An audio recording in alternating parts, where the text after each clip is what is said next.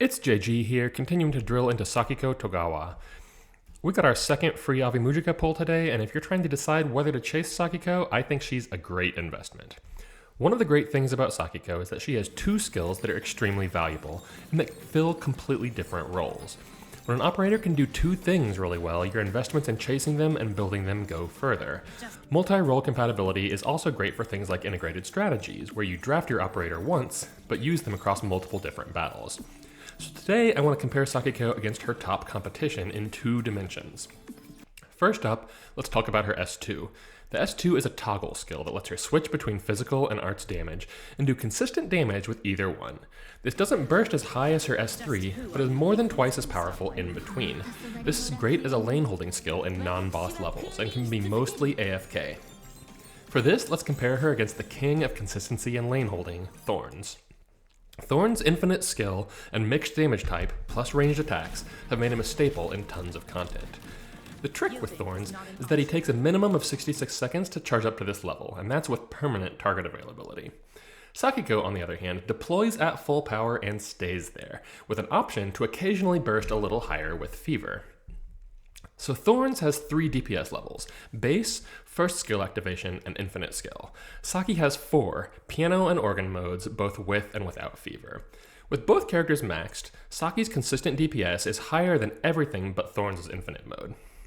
Physical versus Arts mode barely make a difference in Saki's output, so we won't say a lot about it here. Thorns' final state is about 34% higher than Saki's, but in the time it takes him to get there, Saki will have put out an extra 24,000 damage. If you look at their average DPS over time, you see Saki setting a new standard for the word consistency. It takes Thorns 45 seconds to catch up once he hits the higher DPS. But at around 150 seconds, Saki can pull off 20 seconds of Fever, which puts her ahead again. But wait, there's more. These numbers assume permanent target availability for both operators. If there are that many enemies, Sakiko has another edge. Her physical notes can pierce through enemies and strike multiple targets for full damage. This massively improves Saki's ability to handle waves. It charges Fever faster, and it ups her net DPS. If she averages just 1 of 3 notes hitting a second target, she matches Thorns' long-term DPS from the very start. Finally, let's talk damage mix.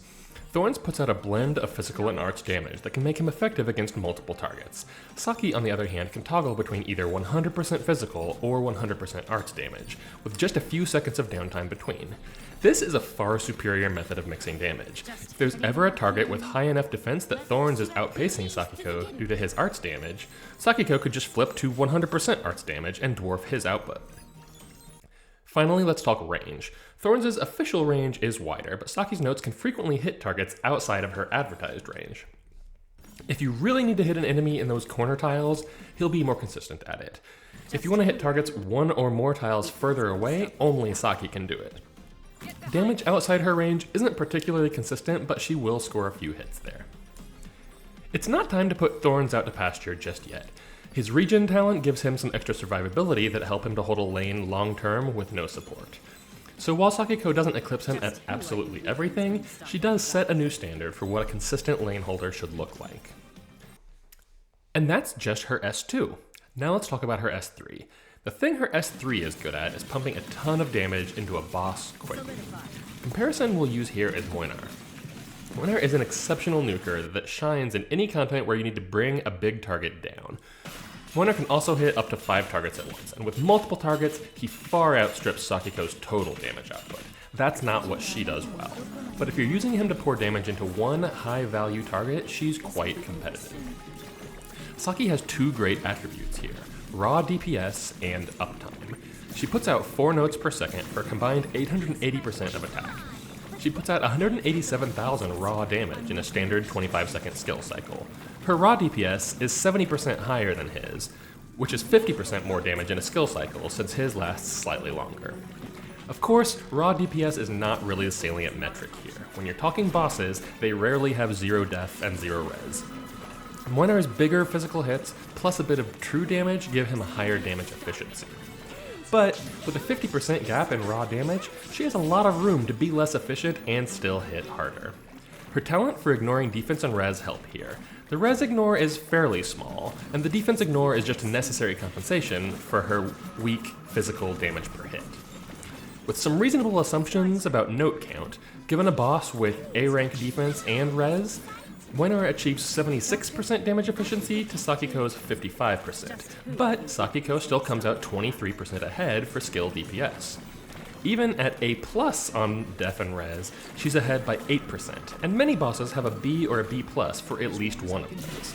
Simply put, if they stay in Sakiko's range for a full skill cycle and don't have an extra shield mechanic, she will kill them.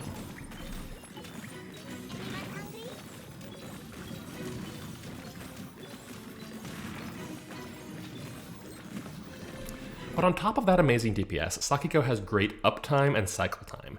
Her first skill is ready about 8 seconds after deploy, versus Mlynar's 22 seconds, so she's halfway through her first skill before he gets started.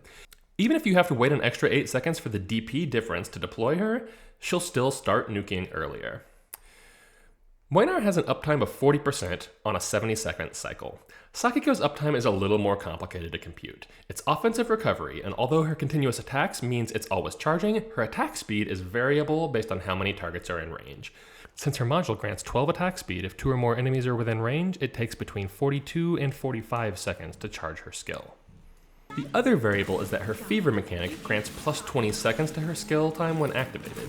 Fever charges after she makes 150 hits, or faster if you bring one of her terrible bandmates just to speed her up.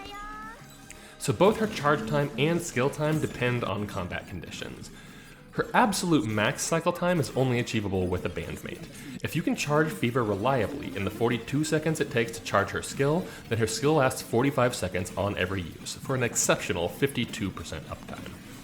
With targets continuously available and triggering her module talent, she hits 47%. At worst, you can shoot all her notes off a cliff and achieve 35% uptime and never hit Fever because you have done no damage. If you do this, watching strategy videos on YouTube is not your biggest problem with Arknights. But it's pretty achievable to hit about 42 to 45%, triggering Fever on every second skill cycle. In typical usage, you get her first skill cycle at 8 seconds, and then a Fever cycle at 75 seconds or a little later. By the 2-minute mark, they've both finished 2 skill cycles, but Saki has pulled off 58% uptime at a higher DPS, compared with Mlynar's 47%. Against A-rank defense and res, she's dealt 54% more damage. Now, Mlynar can do a whole lot more than just pour damage into a boss. She's nowhere close to dethroning him as a top 10 operator in the game, but in terms of melting critical bosses, Sakiko is an absolute beast. And this is what makes Sakiko so good. She can nuke like the best nukers and also hold lanes like the best lane holders. To be competitive with 2 heavily used 6-star operators at the same time in 2 different roles is an enormous accomplishment. Saki's good, she's really good, and we're still discovering all the best ways to use her. That's it for today. If you watched to this point, please drop a like to let me know it was useful. See you next time.